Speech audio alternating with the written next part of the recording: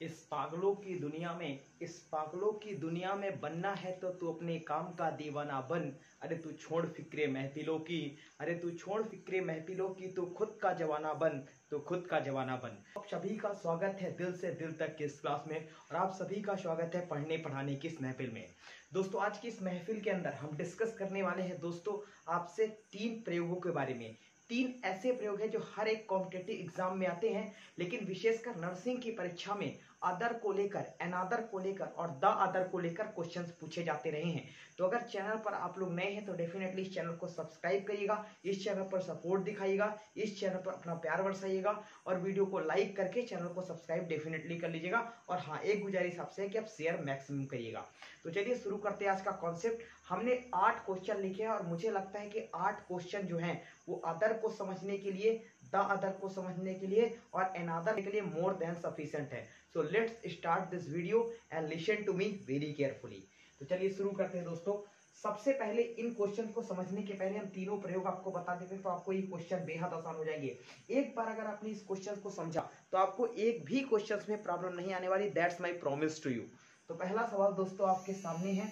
सबसे पहले सवाल के पहले हम इसका कॉन्सेप्ट लिख लेते हैं। ये कॉन्सेप्ट दोस्तों अदर को लेकर है और ये कॉन्सेप्ट दोस्तों अनदर को लेकर है और दोस्तों द अदर को लेकर है। 3 प्रयोगों की बात आपसे करूंगा। इन 3 प्रयोगों के बाद आप ही इसमें सही ऑप्शन भरेंगे। हर एक क्वेश्चन में आपके पास 3 ऑप्शन है, अदर, अनदर और द अदर। सबसे पहले दोस्तों अगर मैं अदर की बात करूं तो अदर का प्रयोग दोस्तों हमेशा प्लूरल काउंटेबल नाउन के लिए किया जाता है, बहुवचन गणनीय संज्ञाओं के साथ किया जाता है। तो जब कभी भी आपको कोई प्लूरल काउंटेबल नाउन दिखे तो आपको अदर लगाना है। अब देखिए दोस्तों अनदर, अनदर बना है किससे? एन प्लस अदर से। और आपने आर्टिकल अगर पढ़ा होगा तो आपको पता है कि एन का मतलब एक होता है।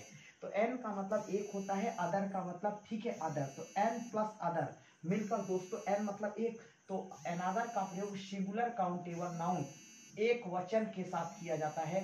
यानी जब कभी भी कोई नाउन सिंगुलर काउंटेबल हो तो आप अनदर का प्रयोग करें। इसके बाद द अदर।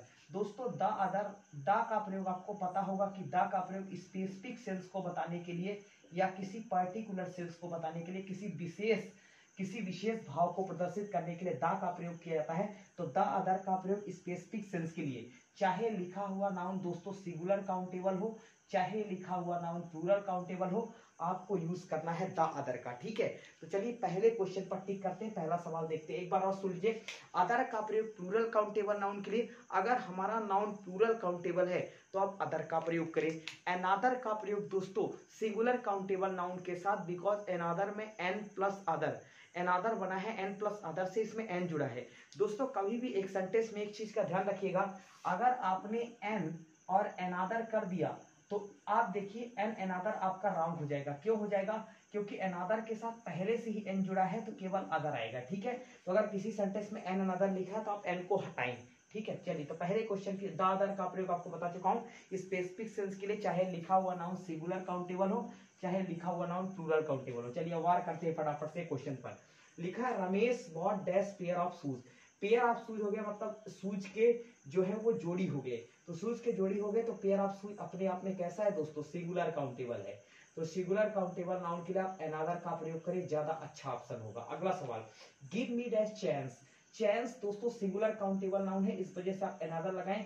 वैसे अगर मैं चैंस की बात करूं दोस्तों तो चैंस की जब भी मैं बात करता हूं कि अनकाउंटेबल नाउन है, और अनकाउंटेबल नाउन को हमेशा सिंगुलर की तरह से यूज किया जाता है, तो इसके साथ अनदर का प्रयोग हो। अगला, there were dash students waiting for their turn. Turn माने होता है दोस्तों वारी। तो लिखा है स्टूडेंट्स, स्टूडेंट सिंगुलर है, स्टूडेंट्स प्लूरल है। तो प्लूरल के लिए आप किसका प्रयोग करेंगे? प्लूरल के लिए दोस्तों आप अदर का प्रयोग करेंगे। तो यहाँ पर अदर सही ऑप्शन होगा। अगला, on this side of the road, road के इस side was Ritu and on dash was Hari. Road के एक तरफ दोस्तों रितु थी और रोड के दूसरी तरफ क्या कौन था? हरी था। ये रोड की 2 साइडें हैं दोस्तों, एक तरफ मैंने मान लिया ये रितु है और रोड की दूसरी तरफ कौन है? हरी है। तो रोड का एक साइड स्पेसिफिक, रोड का दूसरा साइड भी स्पेसिफिक। तो यहाँ पर आप किसका प्रयोग करेंगे? यहाँ पर दोस्तों आप द अदर का प्रयोग करें, बिल्कुल सटीक ऑप्शन होगा। ठीक है, चलिए इसके बाद देखते हैं। They demanded an another. आपको बताया कि सेंटेंस में एन अनदर के साथ एन नहीं आ सकता, क्योंकि एन अनदर का मतलब ही एक होता है और एन का मतलब भी एक होता है। तो यहाँ पर ये मिस्टेक हो गया। ठीक है, कई बार ये सेंटेंस एग्जाम में देता है। The another reason is obvious to understand. दोस्तों ऑब्वियस, ऑब्वियस शब्द में लास्ट में ओ यूएस जुड़ा है, और नोट करिएगा कॉपी में जिन शब्द के साथ ओ यूएस जुड़ता है वह इंग्लिश में सिर्फ और सिर्फ दोस्तों एडजेक्टिव कहलाता है। ठीक है, तो चलिए देखते हैं, यहाँ पर लिखा है द अनदर रीजन। तो दोस्तों आप यहाँ पर इन दोनों को एक साथ यूज नहीं कर सकते, आप या तो एन अनदर का प्रयोग करें या फिर आप द अदर का प्रयोग करें, आप द अदर का प्रयोग करें।